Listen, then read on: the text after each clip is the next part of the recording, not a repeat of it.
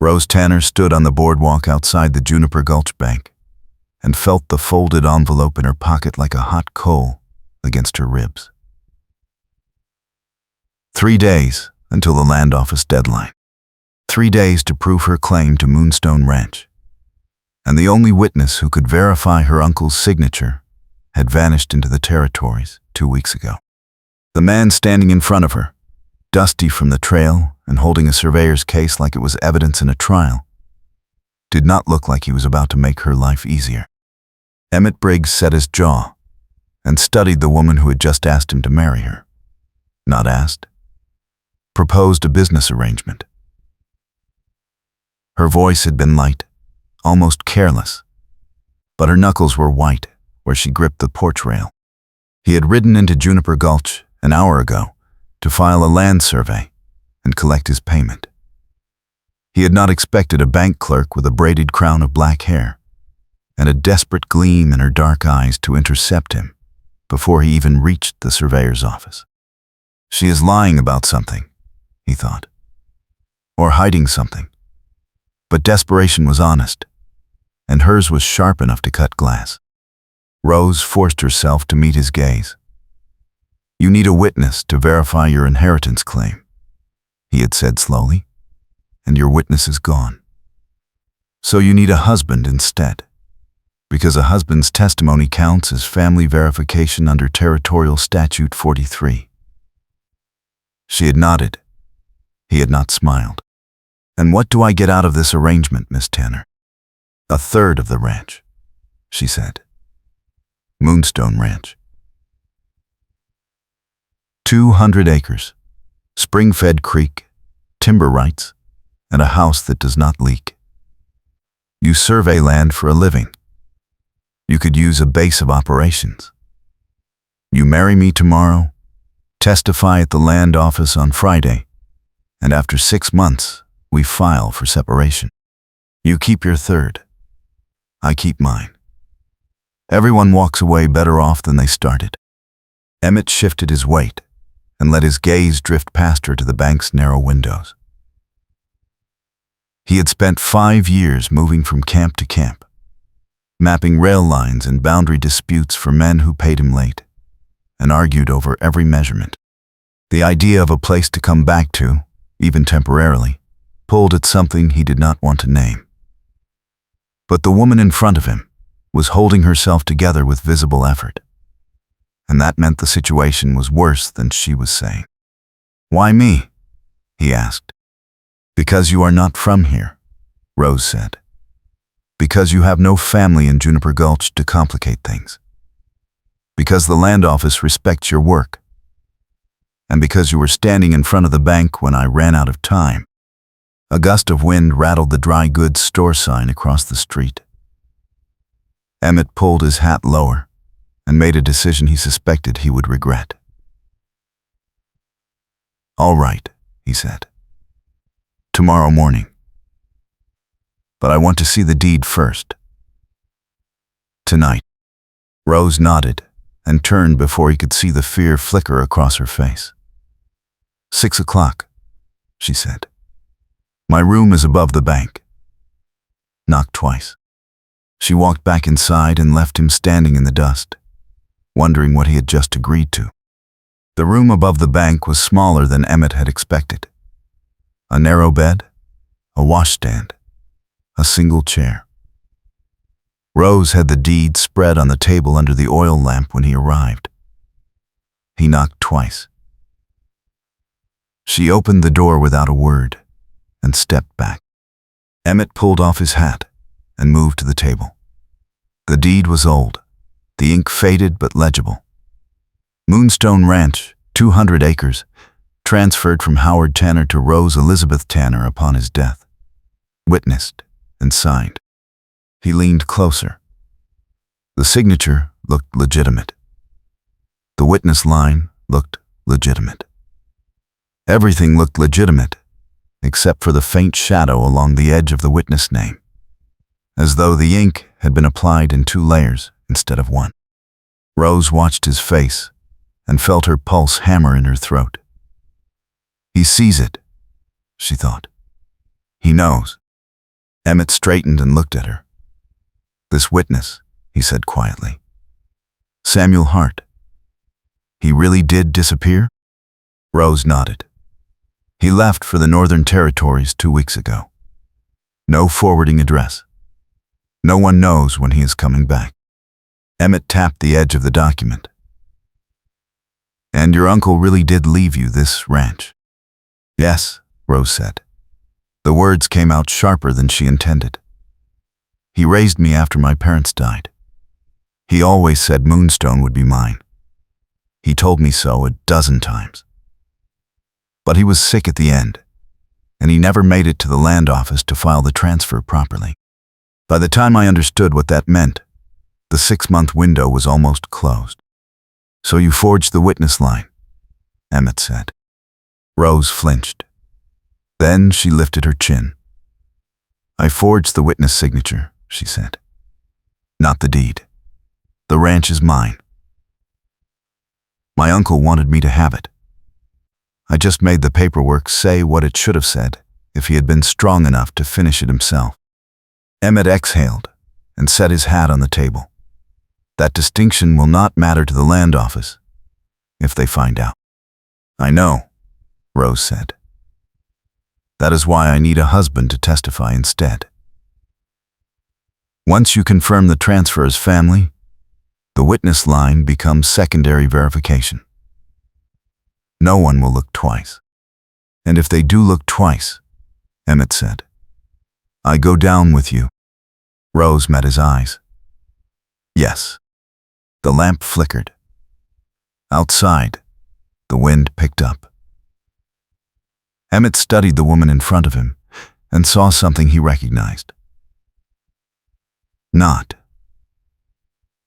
dishonesty. Desperation born of being dismissed, overlooked, underestimated. He had felt it himself every time a rail boss questioned his measurements, or a landowner implied he was too young to know his own work. "All right," he said. "Tomorrow morning. But if this falls apart, you tell them it was your idea. You do not let them blame me for the forgery." Rose nodded. "Agreed." He picked up his hat and moved toward the door. Then he paused. "One more thing," he said. "If we are going to do this, you are going to have to trust me. At least enough to stop looking at me like I am about to turn you in." Rose managed a faint smile. "I will try," she said. Emmett left. Rose locked the door behind him and sat down hard on the edge of the bed. Her hands were still shaking. The ceremony took 11 minutes. The justice of the peace was a tired man named Caldwell, who had married half the territory and buried the other half. He read the vows in a flat voice, asked for their names, and made a note in his ledger. Emmett signed. Rose signed. Caldwell signed as witness. "You may kiss if you like," Caldwell said. "But it is not required." Emmett glanced at Rose. She shook her head once, quick and small. He nodded. They walked out into the morning sun as husband and wife, and Rose felt the weight of the lie settle deeper into her bones. They went directly to the land office. The clerk was a narrow man named Pettigrew, who wore spectacles and suspicion in equal measure. He took the deed, examined it under the window light, and frowned. "Samuel Hart," he said. "I know that name. He left town 2 weeks ago." "That is correct," Emmett said. "Which is why my wife sought alternative verification. I am her husband as of this morning. I can confirm that her uncle Howard Tanner verbally expressed his intention to transfer Moonstone Ranch to her before his death." Pettigrew looked at him. "You knew Howard Tanner?" Emmett met his gaze without flinching. "I worked a survey near Moonstone last spring. Howard and I spoke several times. He was clear about his wishes. It was a lie. Emmett had never met Howard Tanner. But Rose had briefed him the night before, and he delivered the statement like a man reciting surveyed coordinates, calm and exact. Pettigrew made a note. "I will need to verify your credentials, Mr. Briggs." "Fine," Emmett said. "I have 3 years of filed surveys with this office." "Check them." Pettigrew did. It took 20 minutes.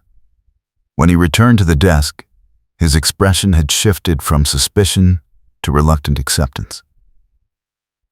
"Everything appears in order," he said. "I will file the transfer. You should receive confirmation within 2 weeks." Rose felt the air rush back into her lungs.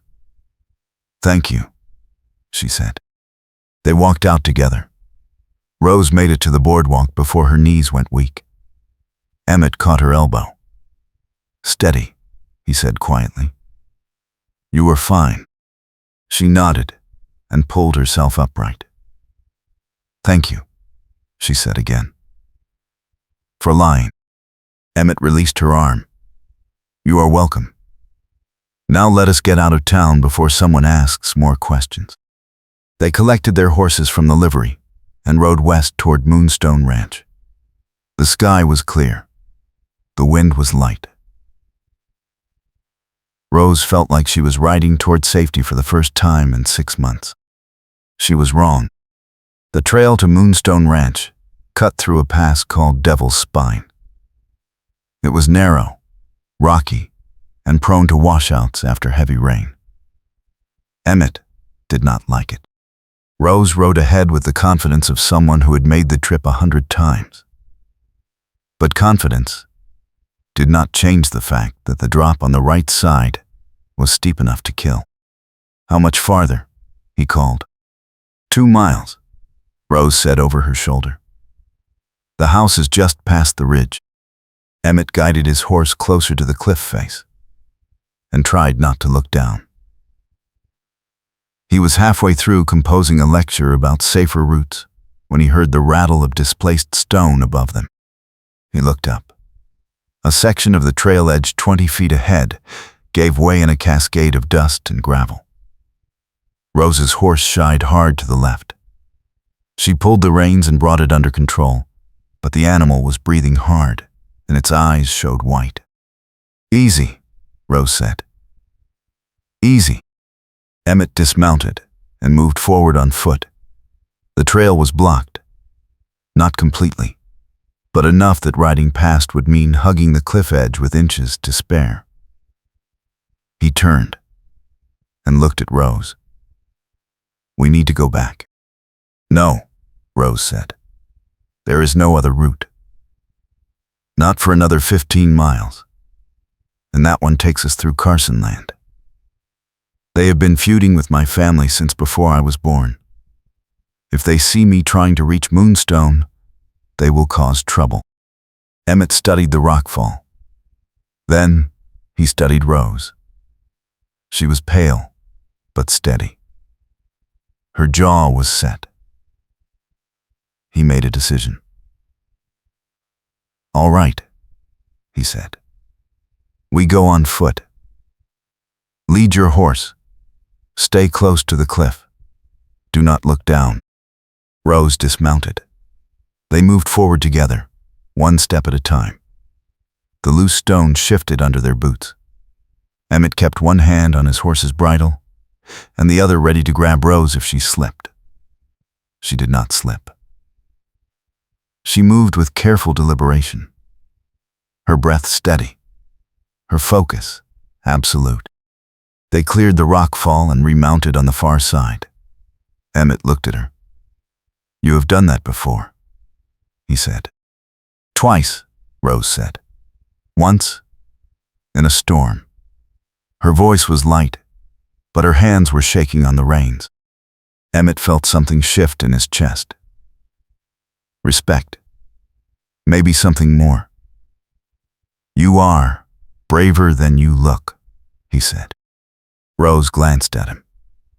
"I have to be," she said. "No one has ever thought I was capable of much."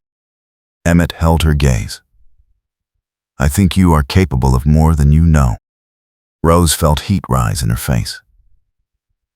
She turned her horse and rode ahead before he could see her expression change.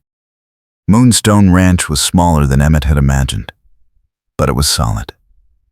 The house was log-built with a stone chimney and a porch that faced the creek. The barn needed a new roof, but the fences were intact. Rose dismounted and stood looking at the place like she was seeing it for the first time. "Home," she said quietly. Emmett tied the horses and followed her inside. The interior was clean but spare. A single room with a fireplace, a table, 2 chairs, and a narrow loft accessed by a ladder. Rose saw him looking and felt her face heat. "I will take the loft," she said quickly. "You can have the bed." Emmett shook his head. "I have slept on worse than a floor. You keep the loft." They stood in awkward silence for a moment. Then Rose moved to the fireplace and began building a fire. Emmett brought in their saddlebags and set them by the door. The silence stretched. Finally, Rose spoke. "Thank you," she said, "for getting me through the pass, for lying to Pettigrew, for all of it." Emmett crouched beside the fireplace and handed her kindling. "You are welcome," he said. "But you are going to have to tell me the full truth eventually. About the deed. About why this place matters so much." Rose struck the flint and watched the sparks catch. "Because it is the only thing I have ever owned," she said. "The only thing anyone ever left me. My uncle raised me, but the town never saw me as anything but the orphan he took in out of charity. When he died, half of Juniper Gulch expected me to fail. The other half expected me to sell and disappear. I am not going to give them the satisfaction." Emmett watched the firelight play across her face. "And the forgery?" Rose met his eyes. "I am not proud of it. But I am not ashamed either. This ranch is mine. I earned it by staying when everyone else left. By taking care of a dying man who had no one else. By learning to run a household and manage stock and keep the books. The paperwork should have been finished before he died. It was not. So I finished it myself." Emmett nodded slowly. "All right," he said. "I understand." "Do you?" Rose asked. "Yes," Emmett said. "Because I have spent 5 years being told I am too young to be taken seriously. That my work does not count because I do not have a family name or a reputation. I know what it is like to be dismissed." Rose felt something loosen in her chest. Maybe he did understand. Maybe that was why she had chosen him. The fire grew. They ate a simple meal of bread and dried meat. As the light faded, Rose climbed to the loft, and Emmett spread his bedroll by the fire. They did not speak again that night, but the silence felt different. Less guarded. More like the beginning of something neither of them had expected. Rose woke to the sound of the door creaking. She sat up in the loft and listened. The house was still. Emmett's bedroll was empty. She climbed down the ladder and stepped outside. Emmett was standing by the creek, his face turned toward the rising sun. Rose walked over and stopped beside him. "You are up early," she said. "Could not sleep," Emmett said. "Too quiet." Rose smiled faintly. "You will get used to it." They stood together in comfortable silence. Then Emmett spoke. "I need to ride back to town today," he said. "I have a survey report to file. But I will be back by evening." Rose nodded. "All right." Emmett turned to face her. "Will you be all right here alone? I have been alone here before. Rose said. I will be fine. Emmett studied her for a moment, then nodded. He saddled his horse and rode out an hour later. Rose watched him go and felt an unexpected pang of loneliness. She spent the morning cleaning the house and checking the barn. Around midday, she decided to sort through her uncle's old chest in the corner. She had been avoiding it since his death, but it was time. She opened the lid and began lifting out folded blankets and tin boxes. At the bottom, wrapped in oilcloth, was the original deed to Moonstone Ranch. Rose unwrapped it slowly. The document was identical to the one she had filed at the land office, except for one thing. The witness line was blank. Her breath stopped. She stared at the paper, her mind racing. If this is here, then the deed I filed was not the original. It was a copy. A copy I forged the witness line onto. And if someone finds this, they will know. She heard the sound of hoofbeats outside. Her heart leapt. Emmett was back early. She stood and hurried to the door. It was not Emmett. Two men sat on horseback in front of the porch. Both wore the hard expressions of men who had come looking for trouble. The older one had a scar across his cheek. The younger one had his hand resting on his belt near a holstered revolver. Miss Tanner, the older man said. Or is it Mrs. Briggs now? Rose forced her voice steady. What do you want, Caleb? Caleb Carson leaned forward in his saddle. Heard you got yourself a husband. Heard you filed a claim on Moonstone. Thought we would come by and see if the new setup changes anything. It does not, Rose said. This ranch is mine. You have no claim here. Caleb smiled. That so? Because my family has been disputing your uncle's boundaries for 20 years. And now that he is gone, I figured it might be time to settle things properly. The land office already settled it, Rose said. Moonstone belongs to me. Now get off my property. The younger man, Caleb's nephew, swung down from his horse. Or what? You are going to make us leave? You and what help? Rose stepped back toward the door. Emmett will be back soon. Caleb laughed. The surveyor? He is in town filing paperwork. He will not be back for hours. Rose felt cold fear slide down her spine. She reached behind her for the door handle. Caleb's nephew took a step forward. We are just here to talk, he said. No need to be unfriendly. Then talk from where you are, Rose said. Caleb dismounted and moved toward the porch. My nephew is right. We are here to talk. About your deed. About how convenient it was that Samuel Hart disappeared right when you needed him to verify your claim. About how a smart woman might have found a way around that problem. Rose's pulse hammered. What are you saying? I am saying, Caleb said slowly, that if someone were to find proof you forged that deed, the land office would take Moonstone away from you. And then we could settle the boundary dispute properly. With you gone. Rose lifted her chin. You have no proof. Not yet, Caleb said. But I have time. He turned and walked back to his horse. His nephew followed. They mounted and rode off without another word. Rose stood on the porch until they were out of sight. Then she went inside, locked the door, and sat down on the floor with her back against the wall. Her hands were shaking so hard she could barely hold them still. When Emmett returned 2 hours later, he found her still sitting there. The original deed spread on the floor beside her. Emmett knelt in front of Rose and took the deed from her hands.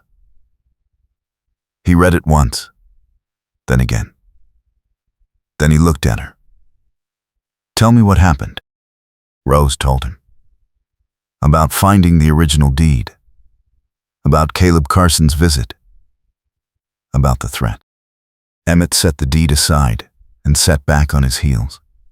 All right, he said. Here is what we know.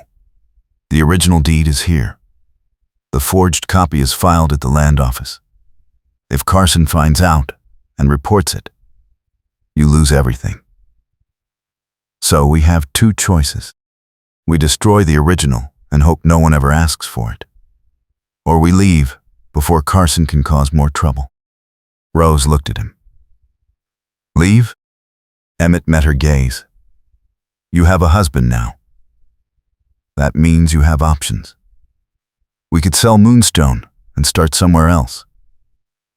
Somewhere the Carsons cannot reach you. No, Rose said. I am not running. This place is mine. I am not giving it up, because Caleb Carson wants to intimidate me. Then we stay, Emmett said. And we figure out how to protect you. Rose felt tears prick her eyes.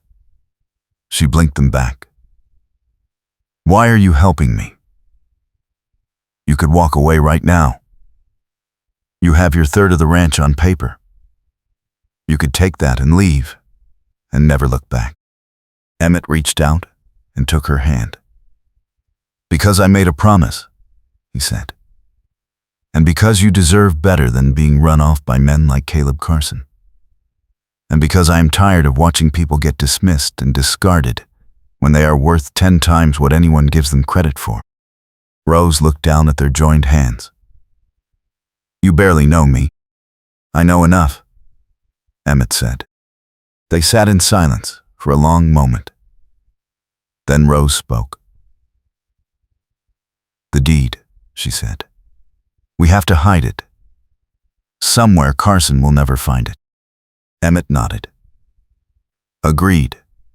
And we have to make sure the story stays consistent. If anyone asks, you never saw the original after your uncle died. You assumed it was lost. I verified your claim as your husband. That is the story.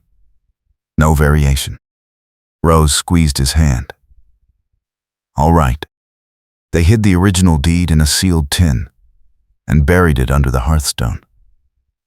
Then they sat by the fire and made a plan. If Carson came back, Rose would not engage. She would defer to Emmett. They would present a united front. They would make it clear that Moonstone Ranch had a new owner who would not be intimidated. It was a good plan. It lasted 3 days. Pettigrew sent a message asking them to return to the land office. The note was polite but firm. There had been a question about the deed. They needed to clarify some details. Rose's stomach dropped when she read it. Emmett read it over her shoulder and swore under his breath. Carson, he said. They rode to town the next morning. Pettigrew was waiting in his office with a file folder open on his desk and an expression that said he had already made up his mind. Mr. and Mrs. Briggs, he said. Please sit. They sat. Pettigrew leaned back in his chair. I have received a formal complaint from Caleb Carson regarding the deed to Moonstone Ranch. He claims that the witness signature on your filed deed is fraudulent. Rose felt the room tilt. Emmett's hand closed over hers under the edge of the desk. On what basis? Emmett asked. Pettigrew tapped the folder. Mr. Carson claims he has spoken to contacts in the Northern Territories who confirm that Samuel Hart left town before Howard Tanner's death, which would make it impossible for Hart to have witnessed the deed signing. Rose forced herself to speak. Samuel Hart witnessed the deed weeks before my uncle died. The signing happened early. My uncle wanted everything settled while he still had the strength to travel to town. Pettigrew studied her. Do you have any proof of that? The deed itself, Rose said. It is filed with your office. Pettigrew nodded slowly. Yes. But if the signature is fraudulent, the deed is invalid. And if the deed is invalid, Moonstone Ranch reverts to territorial holding. At which point the Carson family's long-standing boundary dispute would be reopened and likely resolved in their favor. Emmett leaned forward. You are saying that Carson filed a complaint specifically to take Moonstone away from my wife? I am saying, Pettigrew said, that I have a legal obligation to investigate credible claims of fraud. And this claim is credible enough to warrant a hearing. When? Emmett asked. 1 week, Pettigrew said. I will send notice to all parties. If you can provide additional verification or evidence, bring it to the hearing. Otherwise, I will have no choice but to void the deed. They walked out of the land office into the midday heat. Rose made it to the edge of the boardwalk before her knees gave out. Emmett caught her and held her upright. Breathe, he said quietly. She breathed. It did not help. We have 1 week, Emmett said. We find Samuel Hart, or we find another way to verify the deed, or we lose everything. Rose looked at him. Hart is in the Northern Territories. We will never find him in time. Then we find another way, Emmett said. There has to be something. A letter. A witness to the original signing. Something. Rose shook her head. There is nothing. My uncle was too sick to travel at the end. He did not write letters. The only person who ever saw the deed was Hart, and he is gone. Emmett pulled her close and felt the tremor run through her. All right, he said. Then we fight it a different way. We go to the hearing, and we make Pettigrew prove the fraud. We make Carson prove Hart was not there. We make them work for it. Rose pressed her face against his shoulder. What if that is not enough? Then we figure out what comes next, Emmett said. But we do not give up. Not yet. They rode back to Moonstone in silence. The sky was heavy with clouds. The wind smelled like rain. That night, Rose lay in the loft and listened to the storm build outside. Rain hammered the roof. Wind rattled the shutters. She thought about losing Moonstone, about going back to Juniper Gulch with nothing, about the satisfaction on Caleb Carson's face when he took what was hers. She climbed down the ladder. Emmett was sitting by the fire, awake. He looked up when she appeared. Could not sleep, she said. Neither could I, Emmett said. Rose sat down beside him. I am sorry, she said.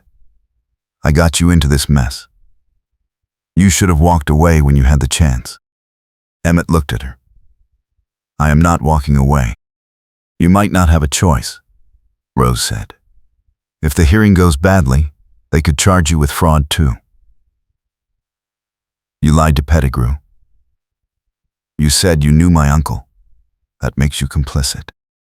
Then we are complicit together, Emmett said. I am not leaving you to face this alone. Rose felt something break open inside her chest. She reached for his hand. Why are you doing this?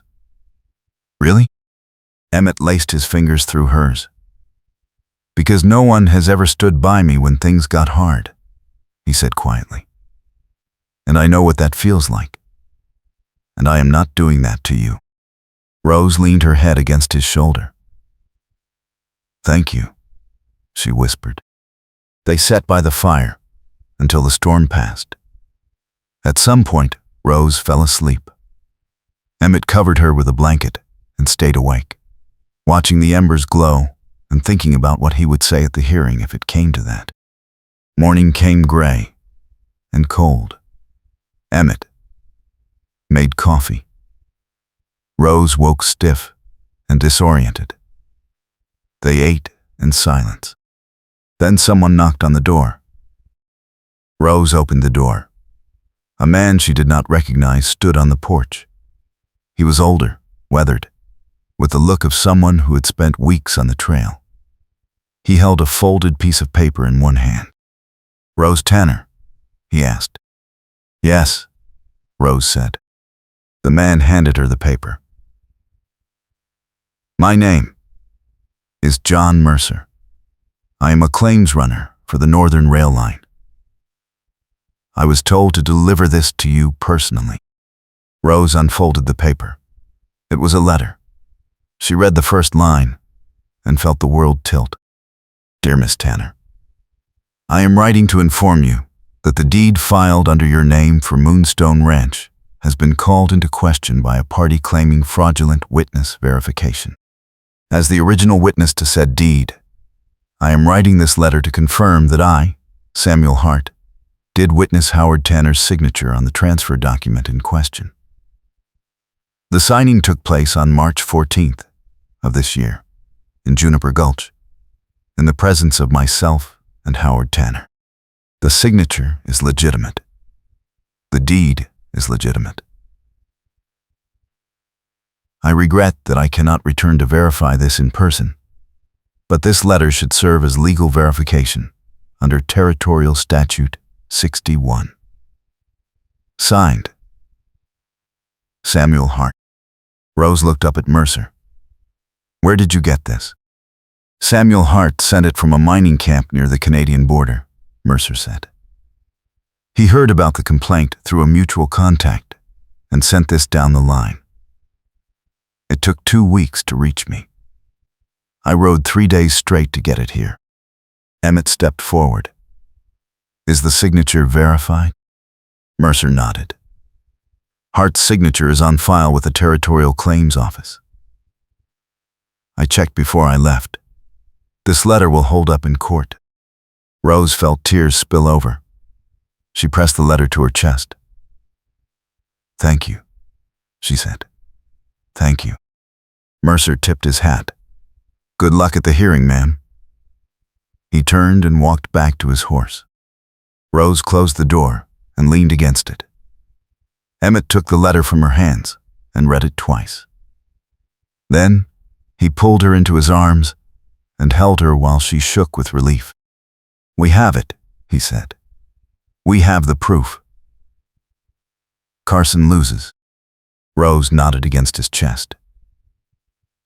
But her relief was edged with something sharper. Because the letter confirmed the deed was legitimate, but it did not erase the forgery. The witness signature on the filed deed was still fraudulent, and if anyone looked closely enough, they would see the difference. She pulled back and looked at Emmett. "We still have to be careful," she said. "If Pettigrew compares the signature on the filed deed to the signature on this letter, he might notice they do not match." Emmett nodded slowly. "Then we do not give him a reason to compare them. We present the letter as additional verification. We let Hart's word stand on its own. We do not bring the filed deed back into question." Rose took a shaky breath. "All right." They rode to town the next morning, with the letter tucked safely in Emmett's saddlebag. The hearing was scheduled for 2 in the afternoon.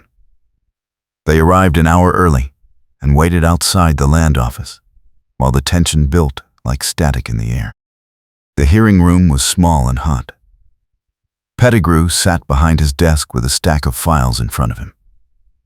Caleb Carson and his nephew stood against the back wall with their arms crossed and their faces hard. Rose and Emmett sat at the table facing Pettigrew. Emmett placed the letter on the desk. Pettigrew read it slowly. Then he looked at Caleb. "Mr. Carson, you claimed that Samuel Hart was not present to witness the deed signing. This letter directly contradicts that claim." Caleb stepped forward. "That letter could be a forgery." Pettigrew shook his head. "The signature matches the one on file with the Territorial Claims Office." I checked. "This letter is legitimate." Caleb's face darkened. Then I want to see the original file deed. I want to compare the witness signatures. Rose felt her pulse spike. Emmett spoke before she could. That is not necessary, he said. The letter confirms Hart's presence at the signing. The deed has already been filed and accepted. There is no legal basis for reopening the verification process. Pettigrew hesitated. Then he nodded. Mr. Briggs is correct. The letter provides sufficient additional verification.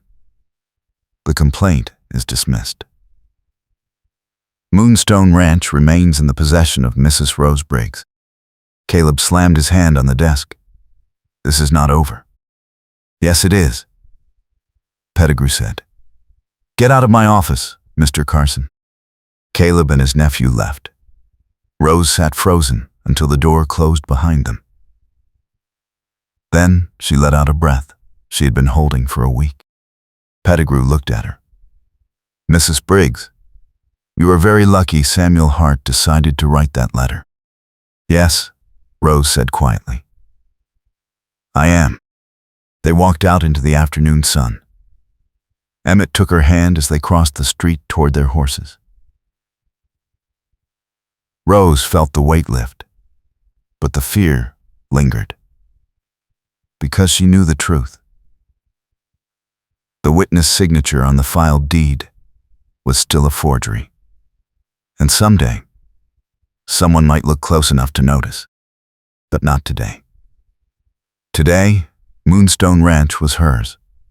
And she had a husband who had stood by her when she had nothing but desperation and a forged signature. They rode back to the ranch in silence. The sun was setting by the time they arrived. Rose dismounted and stood looking at the house, the barn, the creek. Everything she had fought for. Emmett walked up beside her. You did it, he said. We did it, Rose said. She turned to face him. I could not have done this without you. Emmett met her gaze. I know. Rose smiled. Then her smile faded. What happens now? What do you mean? Emmett asked. The arrangement, Rose said. We agreed to 6 months. Then we separate. You take your third. I take mine. But now I do not know if I want that anymore. Emmett was quiet for a long moment. Then he spoke. I do not want that either. Rose felt her breath catch. What do you want? Emmett reached for her hand. I want to stay. I want to build this place with you. I want to see what happens if we stop pretending this is just a business arrangement. Rose looked down at their joined hands. You barely know me, she said again. Emmett smiled faintly. I know you are brave. I know you are stubborn. I know you would rather forge a deed than let someone take what is yours. I know you are capable of more than anyone has ever given you credit for. And I know I want to be here when you prove them all wrong. Rose felt tears prick her eyes. I am scared, she said. Of what? Emmett asked. Of losing this, Rose said. Of losing you. Emmett pulled her close. You are not going to lose me. I am not going anywhere. Rose pressed her face against his chest and let herself believe it.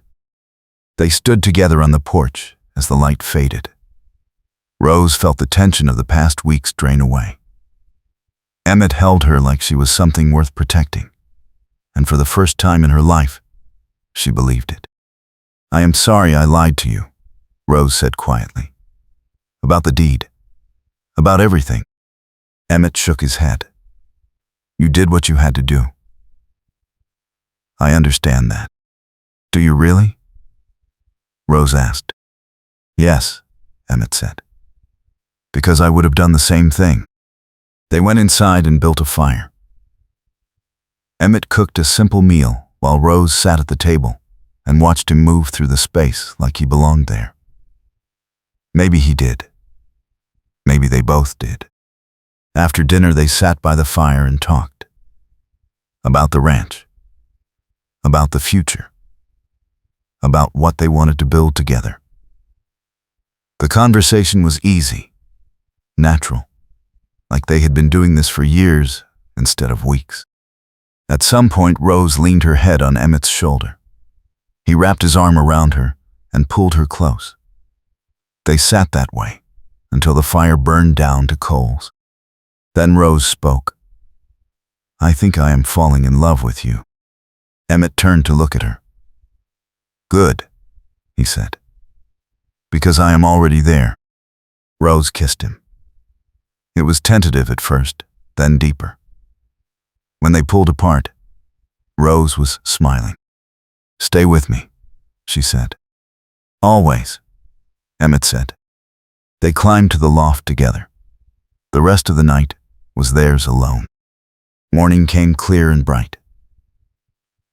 Rose woke to the sound of Emmett moving around downstairs. She climbed down the ladder and found him making coffee. He looked up when she appeared. "Morning," he said. "Morning," Rose said. She walked over and kissed him. "What are you doing?" "Making plans," Emmett said. "I need to ride into town this week and file some surveys. But after that, I thought we could start working on the barn roof. And maybe talk about expanding the house before winter." Rose smiled. "You are already planning renovations?" Emmett grinned. "I am a surveyor. Planning is what I do." They spent the day working around the ranch. Emmett checked the fences. Rose tended the small vegetable garden behind the house. They moved around each other with the easy rhythm of people who had found their place. Late in the afternoon, a rider appeared on the ridge. Rose tensed, but Emmett recognized the horse. "It is Mercer," he said. The claims runner dismounted and handed Emmett a sealed envelope. "This came through the claims office," he said. "Addressed to you." Emmett opened the envelope and read the letter inside. His face went pale. "What is it?" Rose asked. "It is from the rail line," Emmett said slowly. "They are offering me a permanent position as lead surveyor for the Western expansion.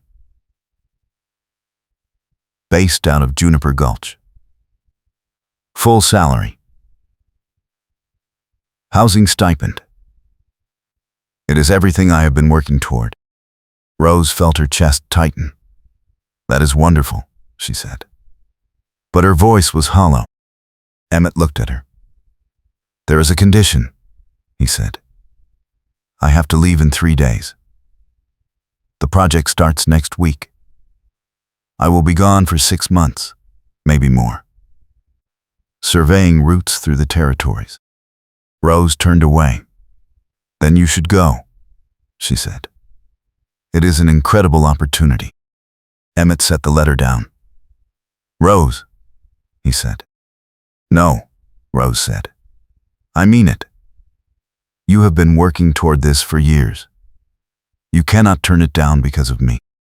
I do not want to leave you," Emmett said. Rose faced him. "But you want the job." "Yes," Emmett said quietly. "I do. But I want you more." Rose felt tears burn. "Then what do we do?" Emmett crossed the room and took her hands. "I do not know. But we will figure it out. Together." They spent the next 2 days trying to find a solution. Rose could come with him, but that would mean leaving Moonstone unprotected. Emmett could turn down the job, but that would mean giving up the career he had spent years building. They argued. They planned. They circled back to the same impossible choice. On the 3rd morning, Emmett packed his saddlebag. Rose stood on the porch and watched him load his horse. Neither of them spoke. Finally, Emmett turned to her. "I will be back," he said. 6 months. Maybe less. And then we will figure out what comes next. Rose nodded. I know. Emmett stepped closer. I love you, he said. I love you too, Rose said. Go. Before I change my mind and make you stay. Emmett kissed her. Then he mounted his horse and rode toward town. Rose watched until he disappeared over the ridge. Then she went inside and let herself cry. 3 hours later, she heard hoofbeats. She looked out the window and saw Emmett riding back at a full gallop. Rose ran out to meet him. What happened? She asked. Emmett dismounted. I got halfway to town, he said. And I realized I was riding away from the only thing that matters. I do not care about the job. I care about you. I care about this place. I care about building a life that means something. But the opportunity, Rose said. There will be other opportunities, Emmett said. But there is only one you. And I am not losing you because I was too proud to choose what I really want. Rose felt her throat tighten. What do you really want? You, Emmett said. This ranch. A future we build together. That is what I want. Rose kissed him. Then you should stay, she said. I am staying, Emmett said. If you will have me. Always, Rose said. They stood together in the afternoon sun, holding each other like they had fought a war and finally come home. And maybe they had. Maybe that was what love was. Choosing each other when the world offered a dozen reasons to walk away. Emmett pulled back and looked at her. One more thing, he said. I want to do this properly.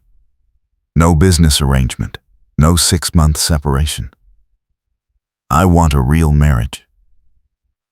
With you. If you will have me. Rose smiled through her tears. Yes, she said. I will have you. Emmett kissed her again. Then he took her hand and they walked back to the house together. The future was uncertain. The ranch still needed work. Caleb Carson was still out there, waiting for another chance to cause trouble. But none of that mattered. Because they had each other. And that was enough. Rose Tanner and Emmett Briggs spent the rest of their lives at Moonstone Ranch. They built it into something bigger than either of them had imagined. They raised horses. They expanded the house. They survived droughts and hard winters, and the occasional visit from hostile neighbors. And through it all, they chose each other. Every single day. Years later, when people asked Rose how she had kept Moonstone Ranch when so many others had lost theirs, she smiled and said, it was luck. But Emmett knew better. It was not luck. It was courage. It was stubbornness. It was a forged deed and a desperate gamble, and a man who chose love over ambition when it mattered most. And it was a marriage that started as a lie and became the truest thing either of them had ever known.